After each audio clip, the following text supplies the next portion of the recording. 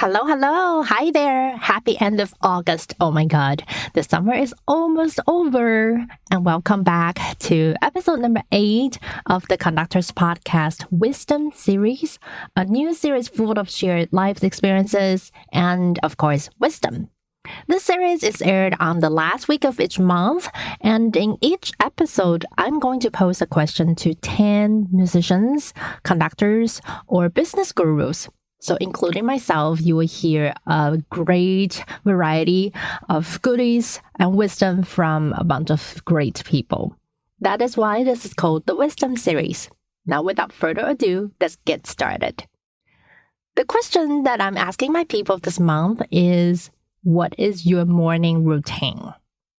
All right. When I posed this question to my friend, I was very, very ashamed, to be honest, because I'm such a night person. I'm a night owl since I can remember. It's so much easier for me to stay up late until 3, 4, or sometimes even 5. I'm not really proud of that. But I am such a night person. I feel much calmer.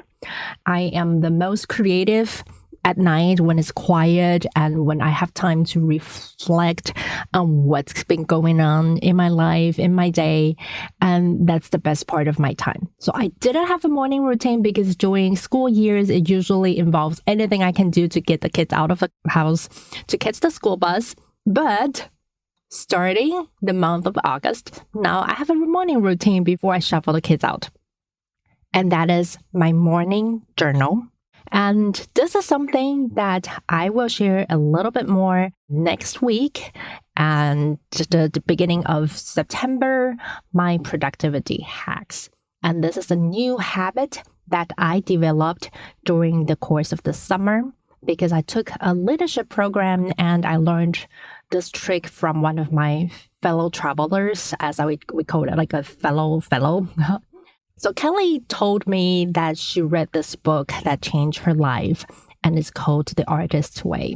And it's a program, I think, for 12 weeks to change how you view this world, and more importantly, how you view your creativity, how you inspire your creative side of you that's being hidden or buried or, shuffled around from all the social norms and all that. But anyways, I'll get into more details next week if you come back for the next week's episode. But one really important thing about this teaching is to have a morning journal. So now on weekdays, I would get up at 4:30, which is incredible because sometimes my old me wouldn't have gone to the bed yet at 4:30 the days, the crazy days. But now I get up at 4:30 and I write my morning journal for 10, 20 minutes, depends. And then if I feel like I read a little bit, if not, I start my day, making lunch, fix breakfast, get the kids out of bed, put them in uniform and get them out of the house. So that's now my morning. But now I'm a proud person with a new morning routine and I will report more and I'd love to know how I'm doing in this journey. The best part about this wisdom series is all the guests answering. And my first guest is someone that I admire so much and we rescheduled so many times to record the podcast. Her episode is upcoming sometime later in the fall, but my dear friend Cynthia Johnston Turner, who was the band director at both Ithaca College and also later at the University of Georgia in Athens, and now she's the dean of the Faculty of Music at the Wilfrid Laurier University in Canada. Oh, well, right now I am on week 4 of a detox cleanse, which I do every month, every year. Not every, but like 1 month of every year. So I do it once a year. And it's no caffeine. So there goes that morning routine. It's no meat, no dairy, no alcohol. Yeah, that was hard. No, there's just a lot of salad, lentils, bean burgers, that kind of stuff. So my morning routine right now is waking up usually with the sunrise because we have a lot of windows right here at Georgian Bay and they face east. So when the sun comes up, boom. And I make coffee for my husband. And I have the juice of one lemon in a hot water. And I sit down and I either read my novel right now because I'm on vacation and on this cleanse, or I read the New York Times morning, whatever that is, that little thing that I get in the morning. And I do Wordle because that gets my brain going. I love Wordle, the New York Times mini crossword, and the spelling bee. And then go for a walk or a run with Mr. Mulligan or a swim. But I have blocked out 8:30 to 10 every morning for fitness. So I swore I would not get another personal trainer in my life because she's so expensive. But I did, just for the routine of it. And so that's what I do in the morning. The next guest is Susie Seiter. She is an orchestral conductor, mostly specializing in film and pop concerts. And her episode number 29, when we talked about systematic bias and gender discriminations and a lot of other things in the industry, was a really, really juicy one. If you missed that, it was episode number 29. Okay, so coffee is important, but not too much or not too little. It's got to be the right amount, or, my caffeine level, because it's really important to how rehearsal is going to go. So I can't have too much or too little. And pre-concert routine. I read a book called The Inner Game of Tennis, which talks about the inner critic of an athlete. And conductors are athletes. And so they have to have that mindset. So I actually do a lot of visualization, and it's sort of like a meditation where I give my inner critic something else to do. I travel in my mind, sort of in a meditation method. I travel to my home in Baltimore, where I grew up, where I know every little crevice and every little light switch and every little sound. And I actually just kind of wander around that. And I found it gives my inner critic something to do. Inner critic is that voice that tells you, it's anxiety. It's that voice of self-esteem, lack of self-esteem, of, oh, you're not worthy. You shouldn't be doing this. And what if they laugh at you? What if they hate you? What if all these things happen? And so doing this before a concert calms me down. It actually distracts your inner critic from getting in your head while you're on the podium. And my biggest challenge actually is talking to the audience before. It helps me be authentic. Coming up, my dear friend Stephanie Havey is an opera stage director. Her episode number 32 talked about how the job of being a stage director really is, and her relationship working with different kinds of opera companies, big and small, and conductors, famous and young, all that. And that was episode 32. So for my morning routine, I like to start with listening to the news, having breakfast, and checking email, and kind of get all of that out of the way first. And then I sit down at my desk and I look at my to-do list for all the projects that I have going on, and I identify what I'm going to work on today, what I'm going to work on first. So once I sort of have all that organized and I know how my day is going to be structured, how it's going to go, then something I love to do, and sometimes this gets pushed to the wayside, but I highly recommend it, is I start with journaling, just whatever comes to my mind. Just get the ideas out of your head and onto a paper. And sometimes it's project related and sometimes it's not. It's just kind of getting all of the noise out of my mind. And once you kind of wipe the slate clean, it's so much easier to focus on a project. So some days I use journaling to do that. Some days I use meditation to do that. Some days I go for a walk outside with my dog. But whatever you can do to kind of clear your mind of all of the busyness and noise, that really can help you switch over into your creative mind and focus on a project. Coming up next, you will hear the answer from conductor Sarah Ioannides. She is the conductor of the Symphony Tacoma. And in episode 42, she shared with me her journey when she was living in 3 different states, because she used to conduct 2 different orchestras in 2 kind of faraway states, plus that her husband was living in a 3rd state with kids and traveling and all that. And it was a really good one if you're interested in knowing more about being a music director in the United States, especially for American orchestras. And that was episode 42 with conductor Sarah Ioannides. So I get up anywhere between 5 and 6. I set an alarm. I go check on my daughter, make sure she's getting up at the right time because she gets off and goes to water polo. And then I might go to my computer, check on emails, make a cup of tea. Then I go wake my twins, and then I go back to the computer and I go wake them again. I make some breakfast, some oatmeal, and maybe a smoothie or some toast, get out the cereal for my son. Everybody seems to have different thing they want to eat. And then once everybody's had breakfast, we have practice session at home. So I help my kids get through their practice once they're out the door. It's around anywhere between 8:30. I may jump on a phone call or I may go for a run. If my husband's in town, I might have gone for an early morning run so he can do the morning routine. And then I try to take care of what urgent emails I can. And then I try to switch off and go and study and do my own preparation work, whether it's artistic planning or chunk of time for me. Maybe then I have lunch. Anyway, we got to lunchtime, so that's the morning. The next is someone that I'm really excited to hear from. That is conductor Talia Ilan. She is the founder of that famous hashtag One Conductor a Day on social media when she posts pictures of different conductors. And her episode number 8, when we talked about how to find a good teacher for yourself, is one of the most popular ones still. So next coming up is Talia Ilan. My morning routine is, after getting up, to give new food to my cats and to take the dog out and feed her as well.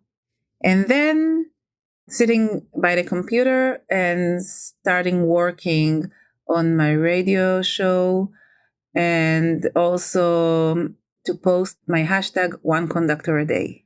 The next guest sharing with us is conductor Lina Gonzalez-Granados. She is conducting fellow with the Philadelphia Orchestra and Chicago Symphony Orchestra, and she recently just made her LFO debut, and of course also the Chicago Symphony Orchestra debut, conducting the main stage, jumping in for Maestro Muti, and it was great seeing her thrive in this industry. Her episode number 38 talked about how she manages her score, in particular, how she plans her studying schedule while she was traveling so much between, cities, sometimes between countries and countries. And that is Lina from episode number 38. My morning routine is I wake up at 4:30 or 5. And drink my first coffee in peace that lasts an hour. And then after that, I exercise. And after that, I start studying. After I exercise and, take a shower. But it's always like start at 4:30 or 5. The next guest is my friend Joanne Harris. She is a film composer and conductor. In episode 36, we talked about her mentoring, teaching young composers writing for films, and her journey starting conducting her own music and also someone else's orchestration, and how she has been really progressing in this field. I have always been an early riser. So I get up before 5 usually because I find that my brain is best when it's totally refreshed. And I also find that I can only really compose music for 6 hours, max 7 hours a day. After that, it's just kind of useless. So I get the bulk of my creative thinking done in the morning before anybody needs me. So I would say from 5 to 9 or 10 or 11, I work on the hardest thing on my plate, and then I proceed with the day from there. And I love it. I love preserving my morning time for my own creative needs. My next wisdom guest is conductor Tiffany Chan. She is an opera and orchestra freelance conductor, and her episode number 4 is one of the most popular ones as well, where she talked about how we manage our fears and redefine what success looks like. And she is also the blogger of Conductor as CEO when she talks about leadership skills that is widely applied in business world and how that can be transforming in our industry. That was Tiffany Chan from episode number 4. So I'll share a little bit about my morning routine. I try to start off my day with listening or reading some content that I'm interested in. So I always have on my phone, and I usually listen. I usually have on my phone a series of podcasts that I subscribe to, an audiobook that I'm listening to, and I would just start playing it and I would go for a walk. And I would go for a walk for maybe about 45 minutes to an hour, and I would just play whatever's on the thing. And it gives me time to start off my day with my brain working and thinking, and it allows me to also start off my day with just getting my body moving too. And I find that those two things in combination really works well for me, and I can be so much more productive once I've done those two things together. And it also makes me feel like I'm being really, really productive because I'm doing two things at once. Sometimes I feel like if I'm physically reading a book, even though I could, like be on a treadmill or something, I feel like that when I'm reading, I'm not multitasking enough, which is interesting. So I try to do as many things simultaneously as I can. So when I start the morning multitasking with going for a walk and listening to something, I feel like I start off the day being really productive, and I can continue that productivity throughout the rest of the day. My next friend is Maria Susie Seiter. She is the founder of Resonance Work, and recently in episode 45, she talked about how to create meaningful works and to avoid burnout and to really dedicate and be really truthful to what you want to do, what you want to create, and also make it sustainable. I'm really not a morning person. And anybody who knows me very well is laughing hysterically at this question. Do I have a morning routine? Yes, I'm asleep. I am a night person. I have kind of a night routine. That's when I get a lot of work done. I don't know if it's some combination of the solitude and the idea that I won't be interrupted by probably anybody. And also that's where my creative juices get flowing. So I actually do a lot of certain kinds of work, including that's when programming happens, is at 2 a.m. That's when the wheels start turning. And the next day I see my husband and he's like, well, how much sleep did you get? And I was like, well, I was up pretty late. I went down a programming rabbit hole, but I've got the next 2 years programmed. So yeah, I mean, I could use a little bit more of a, not about morning, but routine. I know I would benefit from that, but the way my mind works, it's most usually night. Last but not least, my friend Aubrey Bergauer. She is the founder of Changing the Narrative, and she was the executive director of the California Symphony for many years, where she had great success of changing the audience dermatology and all the great success stories. Now she is working more as a consultant, helping businesses and organizations. And she just spoke with us recently in episode 52 about hiring. And I was so appreciative of her speaking on that topic, because we as musicians and conductors don't often hear the perspectives from the other side of the table, from the management, from the administration, what they are thinking, what they are doing. Definitely have a morning routine. Wake up, coffee is the first thing. Always 100% of the days. Okay, wake up, coffee. Usually it's, put the dog out, that sort of type of thing, and then work out. I try most days, even if it's like a 10-minute abs or something. When I'm better, I'm super into the Peloton. But anyways, coffee, dog, workout, and then get ready, shower, start the day. Pretty much always try to do it even when I'm traveling. That's usually the routine. So here you go, my friend. And this is episode number 8 of the Conductors Podcast Wisdom Series. And I hope you have been enjoying this series as much as I did, because I absolutely love asking all these questions to my friend. Have a great month, and I will see you next week for the productivity hacks. And for this series, I will see you at the end of September. Have a great day and take care. Bye for now.